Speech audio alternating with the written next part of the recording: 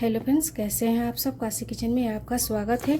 आज हम कटहल का अचार बनाएंगे जो खाने में बहुत अच्छा लगता है और झटपट बन जाता है। तो बनाना शुरू करते हैं। कटहल को काटने से पहले हाथ में तेल लगा लें और इसको हम पीस में काट लेते हैं। अपने आवश्यकता अनुसार बड़ा छोटा काट सकते हैं। ऐसे ही हम सारे कटहल को काट लेते हैं। धो लिए हैं, लेंगे। ऐसे ही हम सारे आम को छील लेते हैं। चारों आम को छील लिए हैं। काट को कद्दूकस कर लेंगे। इसको हम धूप में, कटहल और आम दोनों को काट लिए हैं। अब इसको हम धूप में सुखा लेंगे 2 से 3 घंटे के लिए। आप चाहे तो पंखे के नीचे 3 से 4 घंटे के लिए सुखा सकते हैं। बड़े चम्मच धनिया, 1 छोटी चम्मच सौंफ, छोटी चम्मच के लगभग जीरा, काली मिर्च और 1 इंच के टुकड़ा दालचीनी का, 20 से 25 सूखी लाल मिर्च हम चलाते हुए गरम कर लेंगे।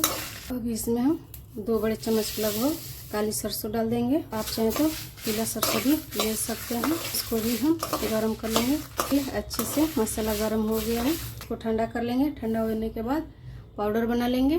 कि कटहल अच्छे से सूख गया है, आम भी सूख गया है। कटहल में हम आम डाल देते हैं। अभी इसमें हम जो मसाला बनाए थे वो डाल देते हैं।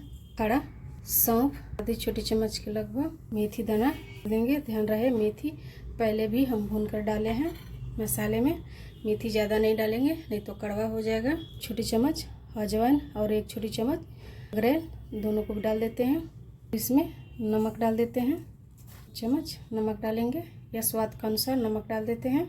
चम्मच हल्दी पाउडर, आधी छोटी चम्मच के लगभग कश्मीरी लाल मिर्च पाउडर डाल देंगे। इससे अच्छा कलर आएगा अचार में। सरसों तेल डाल देते हैं। 2 बड़े चम्मच के लगभग सरसों तेल डालेंगे।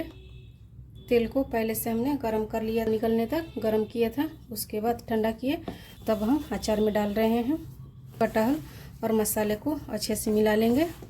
देखिए अचार बनकर तैयार हो गया है। मिलते हैं एक नई रेसिपी के साथ। तब तक के लिए नमस्कार।